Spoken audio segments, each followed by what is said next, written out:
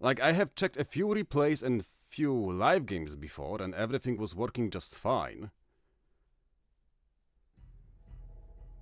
But yeah, the AI is building the nav mesh for now.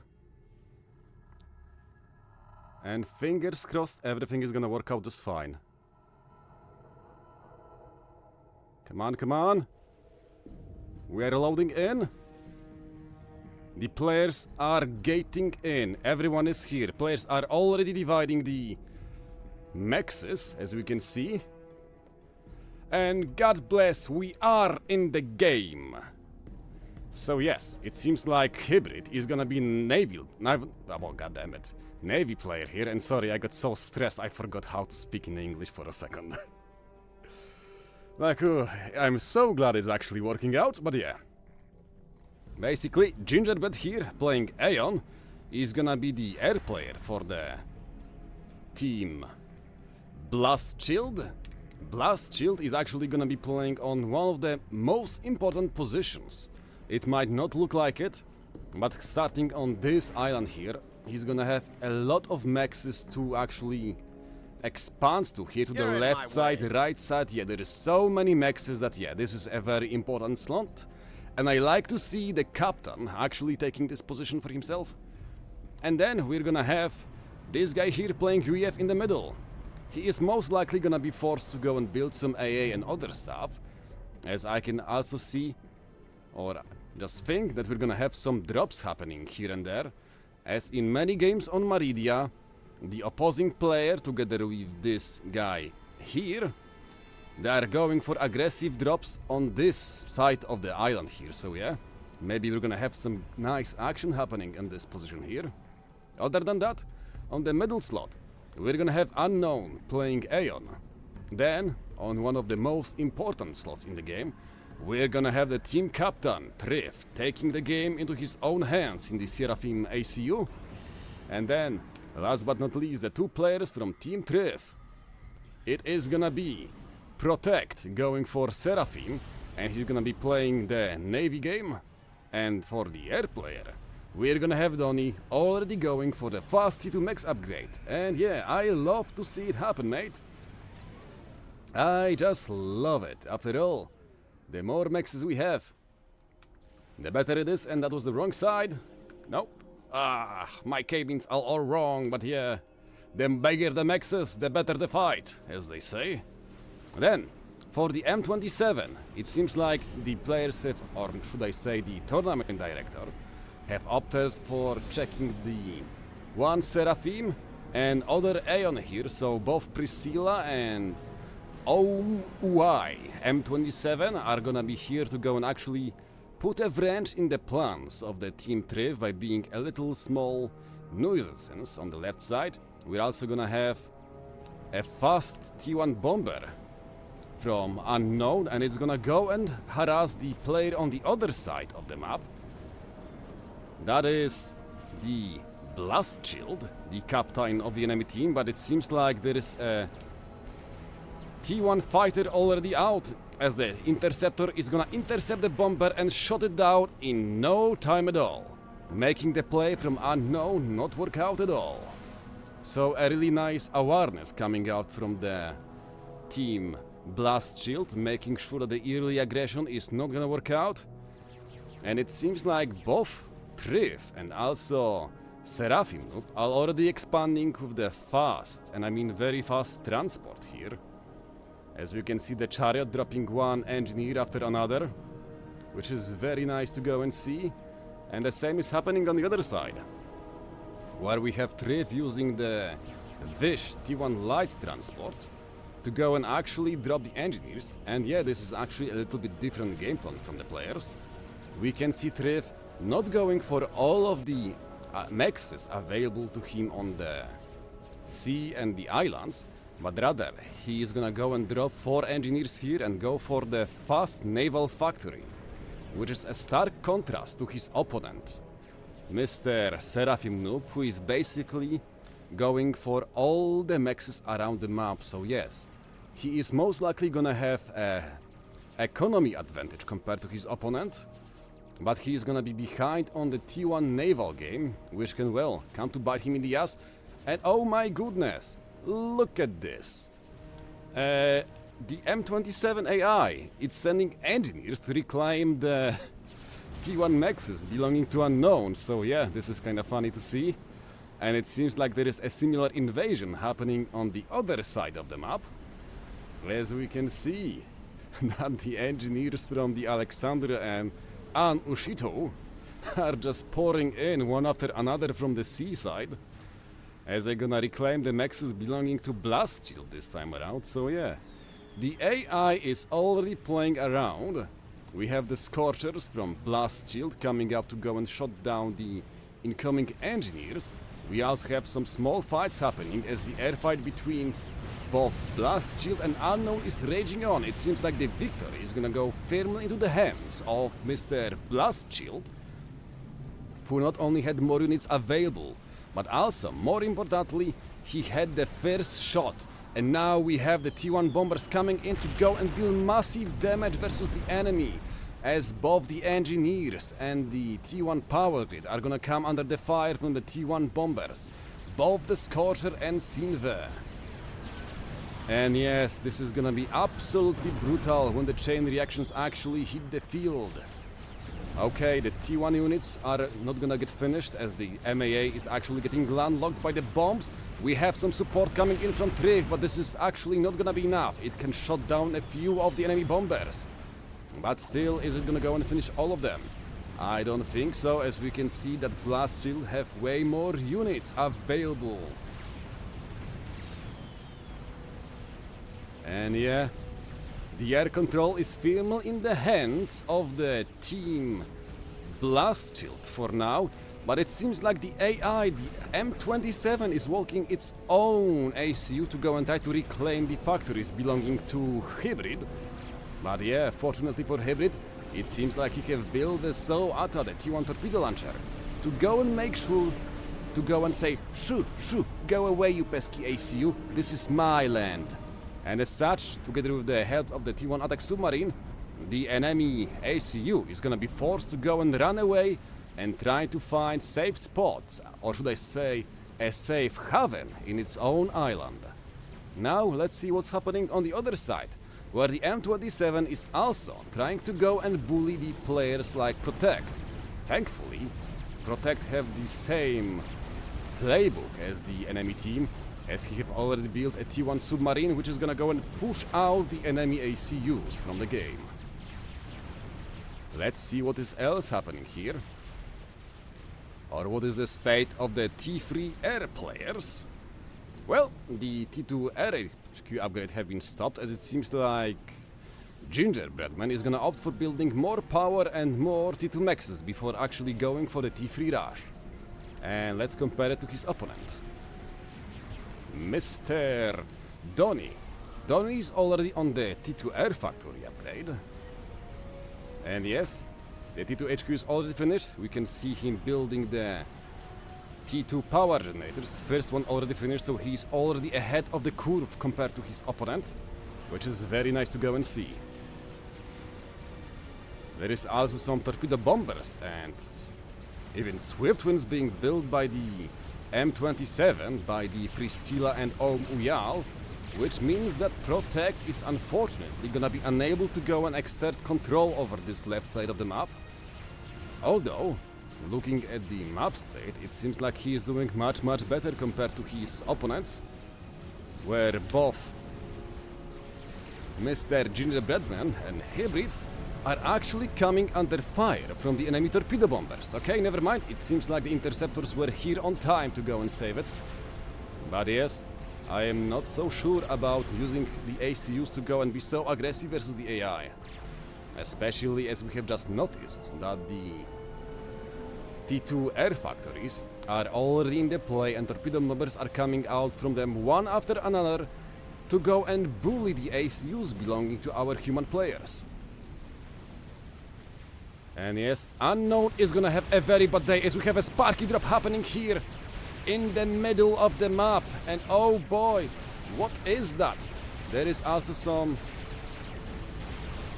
blazes being produced, which is very good, but yeah, the DM1 cannon towers are already on the field, but yeah, with the eruptor already being finished and the blaze here, it seems like this might be... No, never mind. The D1, the enemy PD is not aiming at the Sparky is still alive and it can still keep on spamming the T1 PDs, thankfully. It seems like there is a single T1 artillery available, so yeah, but it seems like the T1 PDs are gonna die in a few more seconds, but still, the T2 HQ is also gonna get finished by a daring T2 Sparky drop from Blast Shield.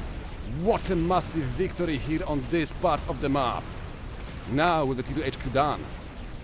Oh boy, a Tryth is also being built here, and if the Sparky manages to go and finish it, it might mean that this wall base belonging to Unknown is gonna be a toast. This is amazing plays happening here, very aggressive plays from the bottom team, as they are bringing the heat to their opponents. The T1 PDs, the DM1s are gonna finish all of the T2 Maxes, and now with the Tryth also being finished, the Fervor is gonna be the next target, and with this being dead, well, good luck, Mr. Unknown. Unless your team is gonna help you, you are basically doomed. There is also some Stinger drops happening as Blast Shield is bringing out all he can from the UEF playbook.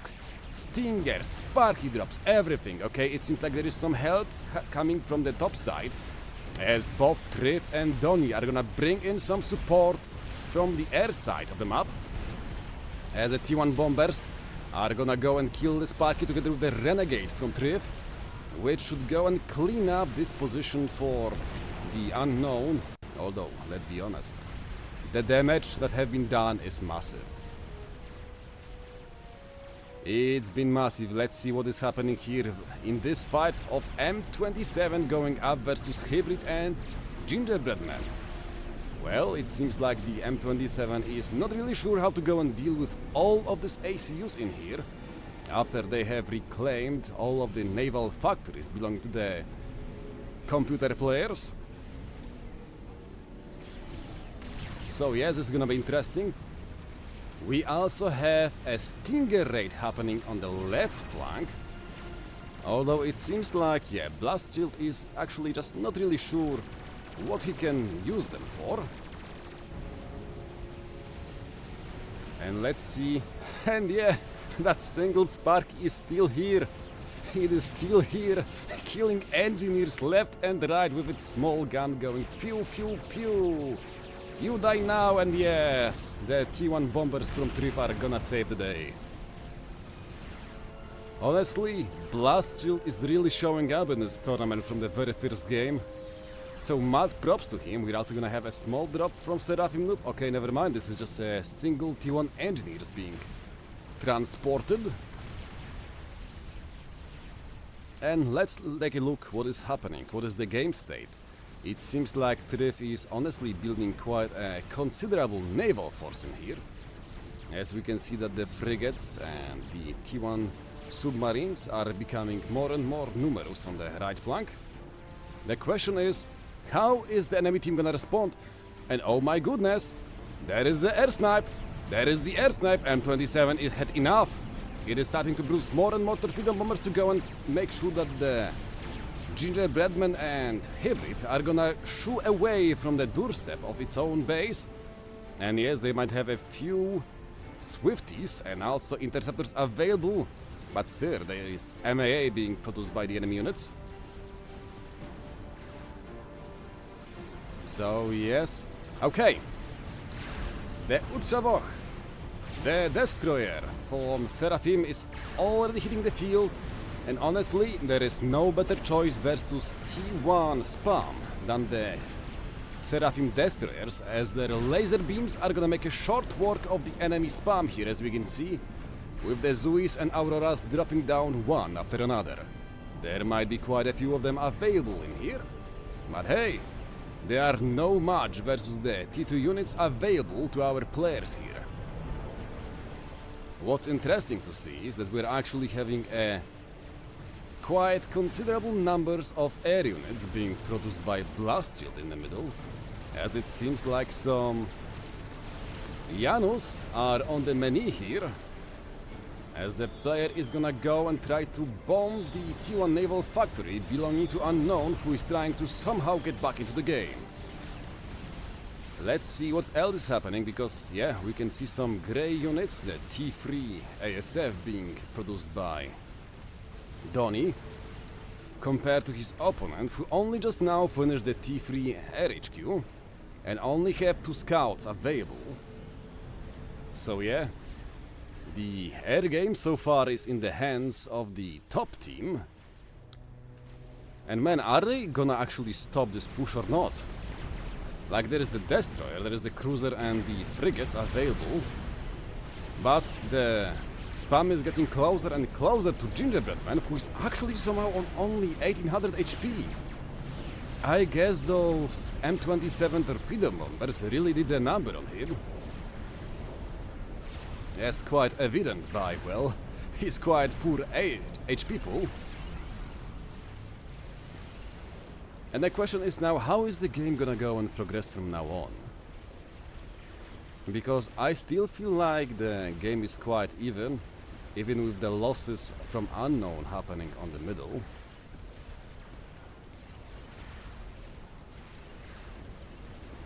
Okay, a few more drops. The Riptides are gonna rip a brand new hole in the base belonging to Unknown, who is basically just getting bullied this whole time around. Thankfully, he does have a few T1 PDs available here and there to go and stop the encroaching enemies. The T3 Air Force from Endranii is gonna go and jump in to go and finish off all of the enemy interceptors belonging to Blast Shield, stopping the reign of terror over the island belonging to Unknown. But the question is he gonna actually go and do anything with this, well, amazing Air Force that he's have available, as he still have double the amount of ASF compared to his opponent? And we have the first kill of the game, as the enemy M27 AIs, both Alexander and Ushto, are gonna explode in a fiery thermonuclear explosion, as the Ushavok destroyers from Hybrid are gonna go and seal the deal. And now with the map getting open on the right flank, let's see what is gonna be the response from the topside team. Especially as we have a big naval force available for Tryth here. So I really do wonder how it's gonna end up working out. Like, look there.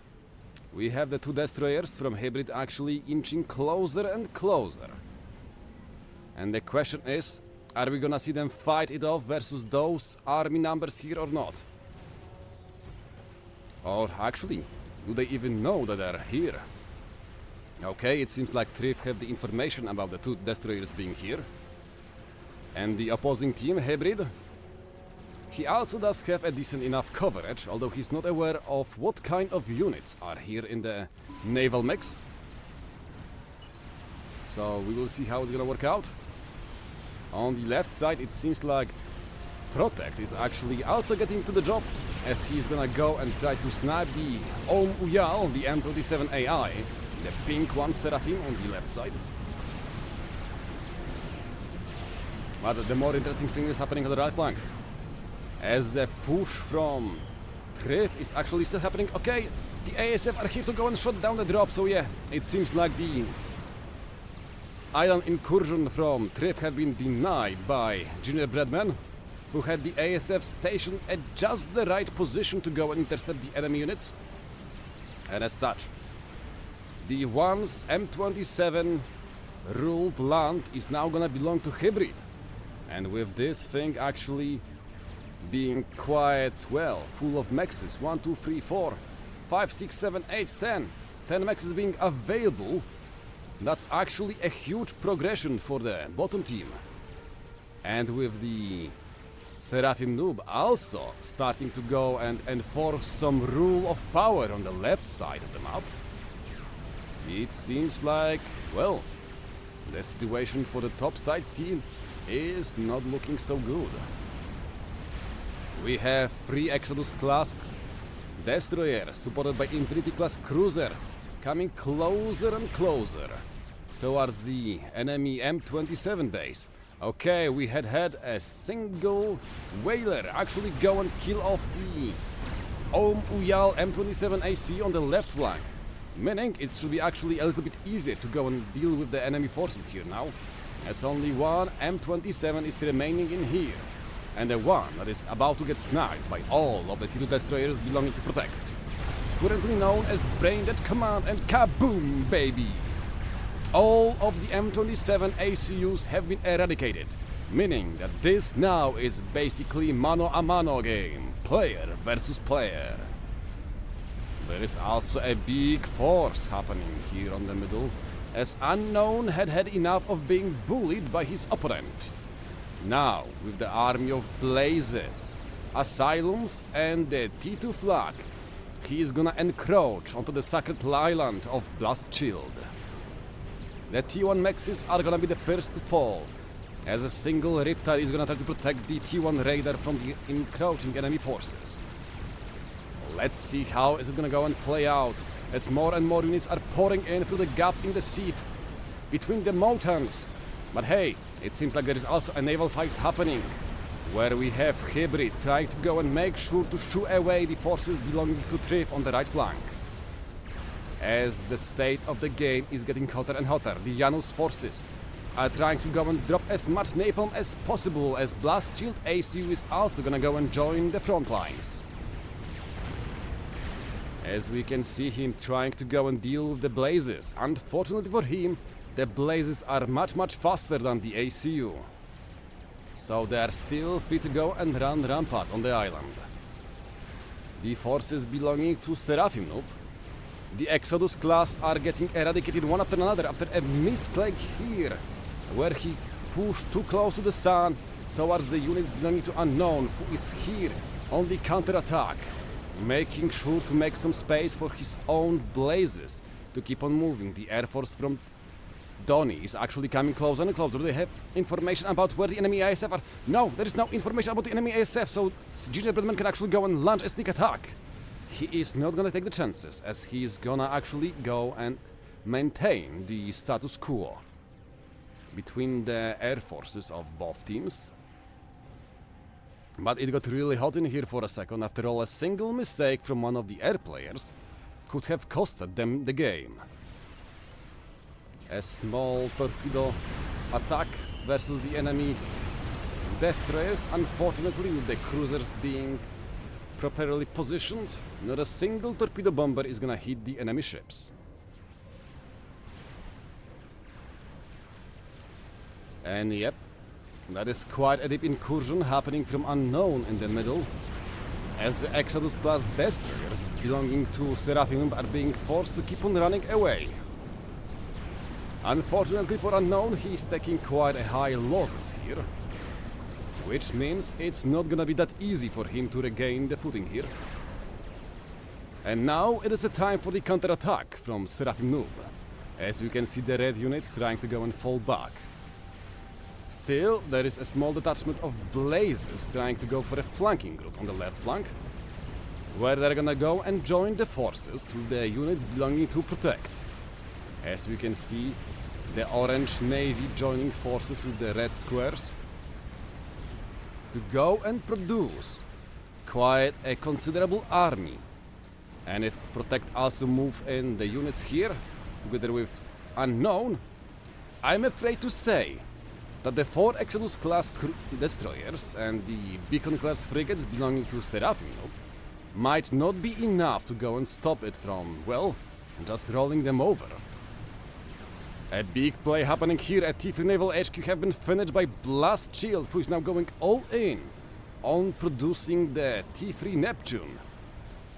And the moment it can actually finish, this is gonna be a big turning point in this fight here for the control over the left side sea. Especially as we can see that the bottom team is, after a good start, is having quite a big trouble defending from the onslaught from all of the sides on the map. As Tryth is still pushing in with his destroyers to go and kill the enemy cruisers and enemy destroyers belonging to Hybrid on the right flank. A few torpedo bombers are a good choice to go and deal with them, as there is no air support available for now. Nope, I'm just joking. as Gingerbreadman is actually... Donnie is actually doing a very good job at providing some air cover here and there. But still, Tryth is no longer able to go and keep on pushing here. Instead, the big fight is happening on the left flank, where the Red Horde, full of angry blazes belonging to Unknown, are here for the revenge.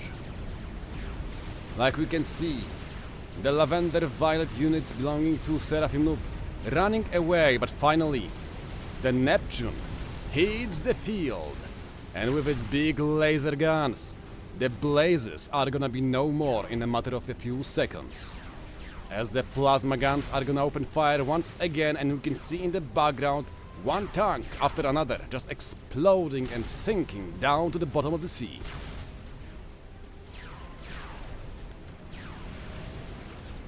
We also have a big torpedo bomber army coming in here to go and support us. But yeah, I'm afraid to say that this push from Unknown is not gonna work out. He just missed his point, his timing to go and make it happen. As another Neptune is nearly halfway done by Blast Shield, and with it being finished, it is gonna be a counter-attack time.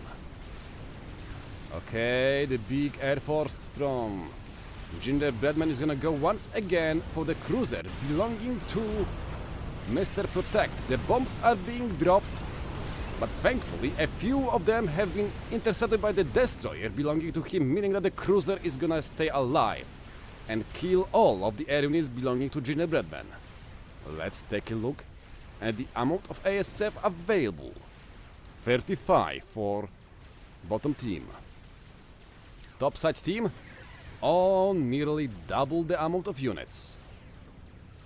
That's quite troublesome. Even if with bad micro, you can just attack, move, and most likely win the airfight here, so yeah. Those are troubling times indeed for the bottom team, but thankfully, with the naval control that they have right now here, and with the push happening on the bottom side here towards the Unknown base, I feel like the air control might not be enough to win back this game. After all, with the access to UEF and Seraphim cruisers, the bottom team can still maintain the status quo if they want to. So yeah, we have fights happening basically on three sides at the same time. A big torpedo launch is coming from the Tryth, gonna go and kill a few of the incoming destroyers belonging to Hybrid, and that is some beautiful micro standing just outside the range of the enemy cruisers to make sure that the enemy flag cannot hit them. So yeah, that was a beautiful micro happening. Oh, and airfight is happening, as we can see that Donnie is actually gonna go and win this.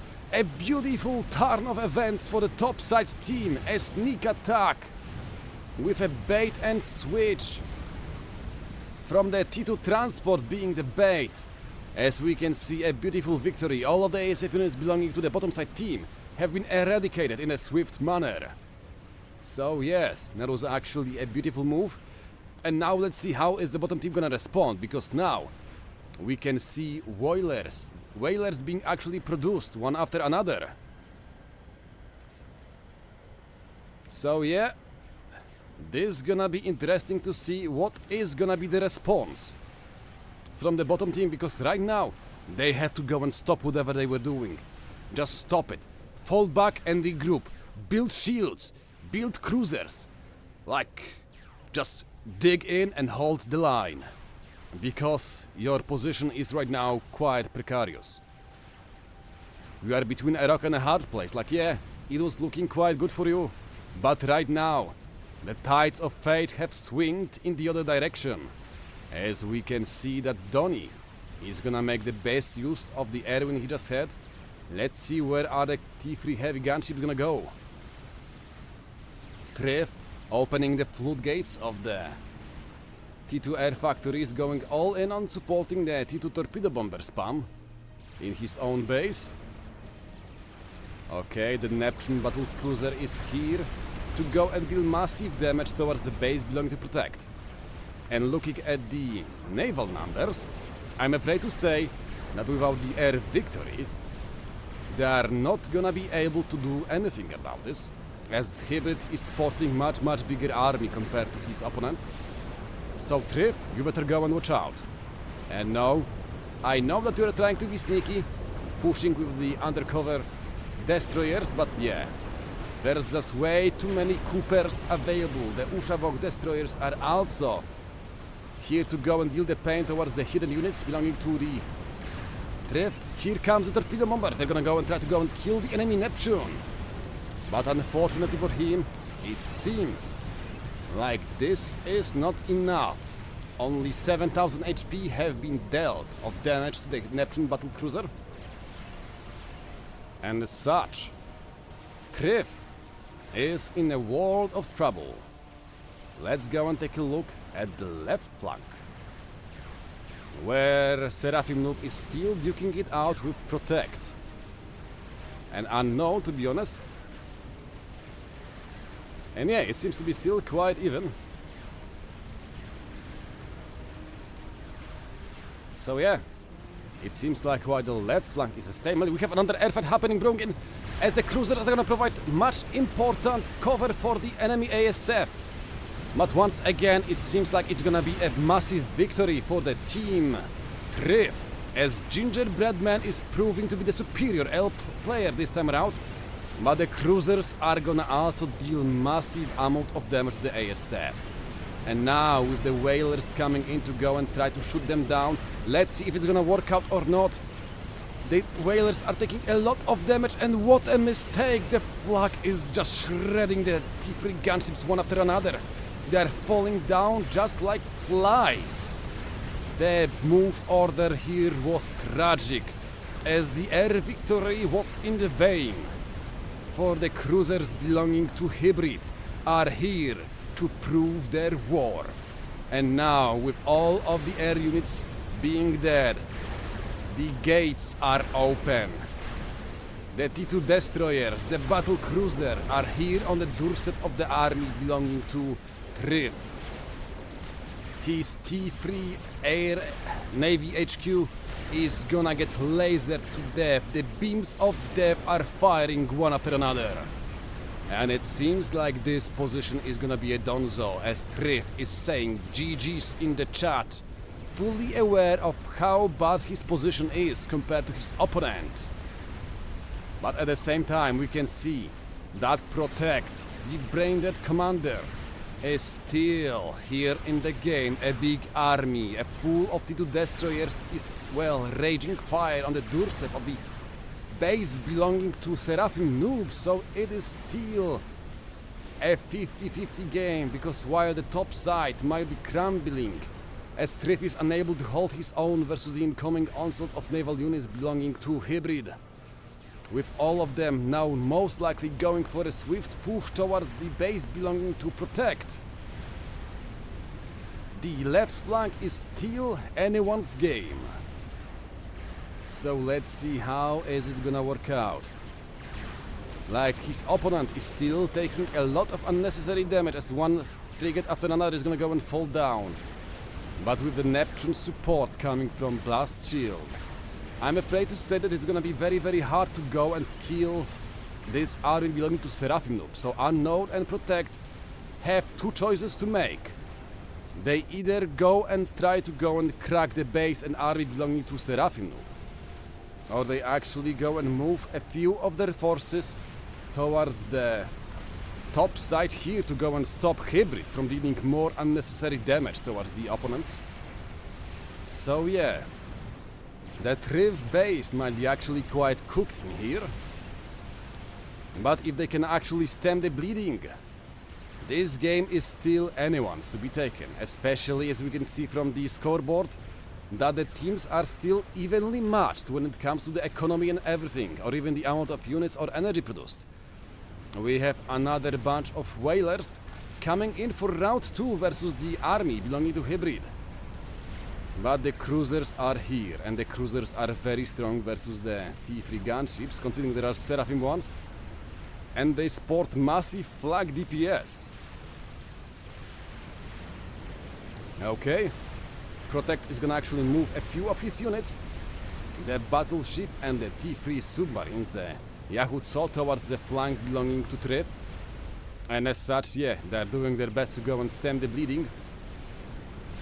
As otherwise, this is looking quite grim, as there is nothing to go and stop this bunch of raging Seraphim units from killing any remnants of the enemy base. It's very hard to go and say how is it gonna go and turn out. I just don't think that building this many gunships is the play here. Like, just come on, build torpedo bombers. Do the Torpageddon that Saturn is well known for, come on. Okay. It seems like Blastchild is marking some orders for the hybrid where he is supposed to go and push with his units, as we can see from the blue markers on the map. And yeah, the Yahoo saw the submarine hunters together with the Khatun battleship are proving to be considerable damage dealers versus the opposing forces belonging to hybrid, so yeah. It seems like they should be capable of stopping the enemy onslaught here, but still, the damage is gonna be done. And let's go back and see what's happening on the bottom flank. Oh my goodness, we have someone actually building the Torren class ships, which is very interesting to see. But I guess with their range, they can prove to be quite good, well, deterrent from the enemy forces. Okay, here comes the whalers. It seems like the cruisers all have been dispatched, or actually no. The cruisers are just in the wrong position. The cruisers are unable to support the T2 and T3 Navy belonging to hybrid. Oh no, and another mistake. Once again the whalers are being pushed straight into the enemy flak range. As we can see, massive damage being dealt to them as T3 guns are dropping just like flies.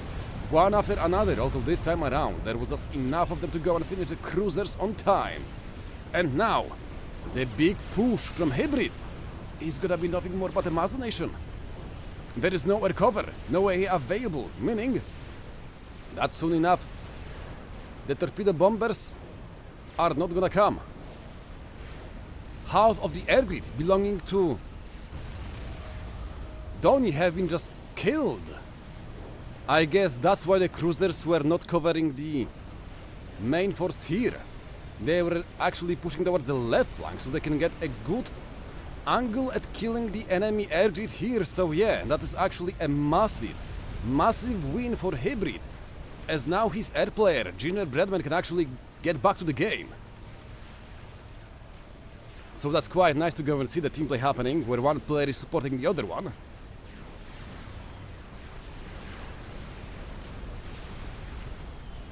And yes, let's see what's gonna happen here, as Team Endranii is gonna recall from the battle. GG, Vupe, as the first game is gonna go towards the Team Blastchild. Man, this was a game full of, well, turnarounds and everything, but still, I feel like the Team Endranii still had a chance to go and play it out. So it's a shame they didn't actually try it out, especially as we can see on the... Okay, this is not gonna go away. But they are on the left side. If they actually committed to a push, they still had quite a big number of units available. But okay, never mind. It seems like there was a bunch of support here that I didn't see, so yeah. While the push on the left flank could still work out versus the forces belonging to Seraphim Noob on the left side, the middle was just unbreakable. All this Omen class and Neptunes, yeah, you're not chewing through that quite fast or easy. So yeah, a respectful victory for Team Blastchild after unfortunate blunder with the T3 gunships coming from Endranii. I just really think that going for the torpedo bombers would have been the better play around here, but yeah. A hindsight is 2020, but in the stress of the battle, you are never sure what kind of move you are supposed to do, so yeah. Anyway, GG's, and let's go and look for the game number 2.